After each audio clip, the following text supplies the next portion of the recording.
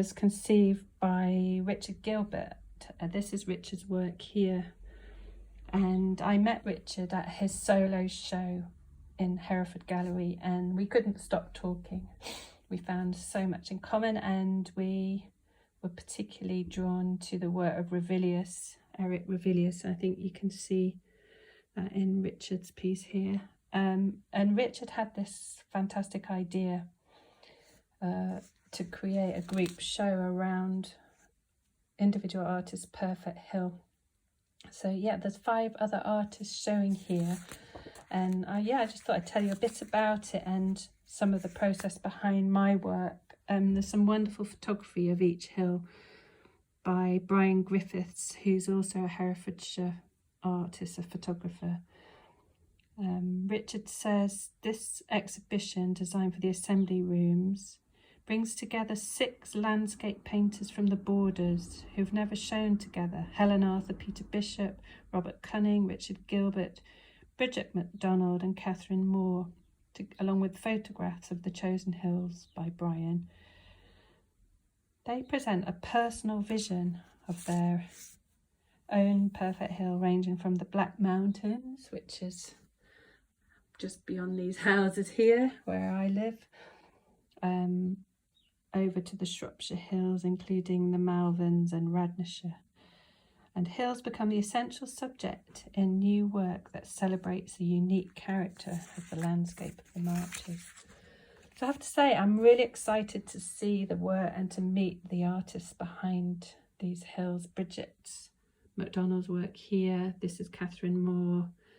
I'm that sort of graphic style. Robert Cunning and Peter Bishop, who very sadly died. Peter's had a very interesting career.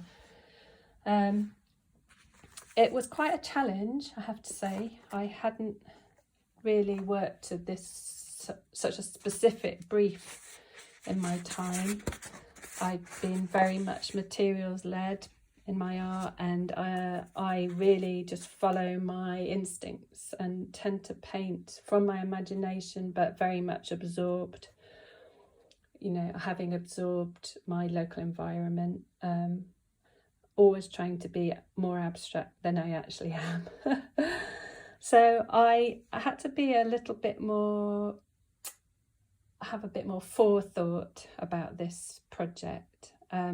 I was tasked with painting Black Hill, which is also known as the Cat's Back. And I just thought I'd talk you through some of my notes about where I wanted to take these pieces.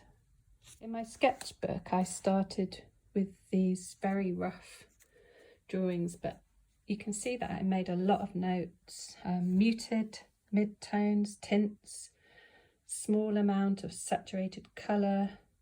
I worked in monochrome to get the composition. This is an aerial view.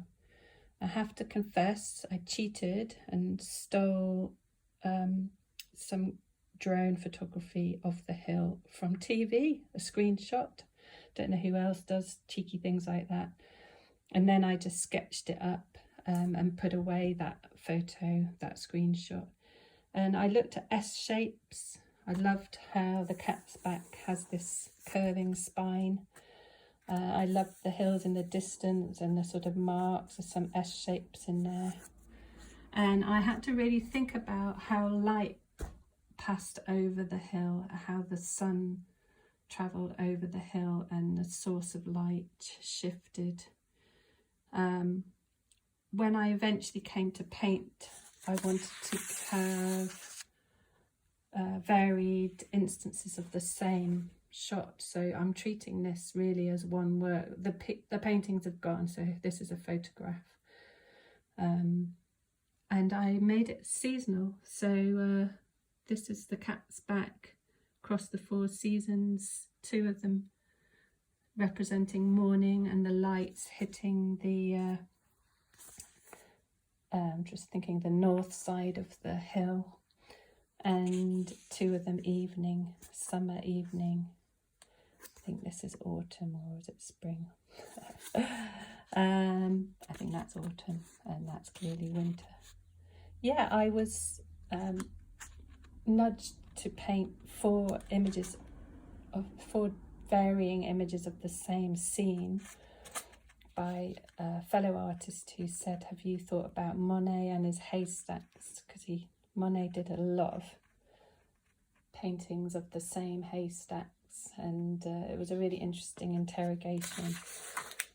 I went on to paint, here I am still expanding, still thinking about ideas, working in thirds, taking the image off the support. So I worked almost in square, but there's something about taking your image further, leaving some aspect of the painting to people's imagination.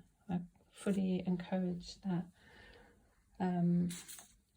Dark, lime green, pink, dark, grey. So I'm really thinking about colour whilst working in black and white. But I think getting that design and the values down in black and white and grey tone, mid-tones, is quite an effective preparation. And then those were small paintings. So I ended up delivering about 6 small paintings, but I also had to think about some larger paintings. I ended up with 3 mid-sized paintings. This one in particular went off to the exhibition, and again working in black and white, thinking in colour. Does anyone else do that? And one final image which I photographed on a walk with Brian Griffiths. So we both got photographs of this same shot of the hill, but from Hatterall Ridge, which is the border with Wales. So we really are borderland here. And that one became, I've got prints made up of a couple of the images. That's this painting. So that the original is quite small actually, so that's gone into the exhibition. And this was one of the larger paintings that I've done. Yeah, so quite an experience. I really was nervous. I'm not that experienced a landscape painter. I started painting landscapes in spring 2020 in the lockdown, when my printmaking felt a bit redundant.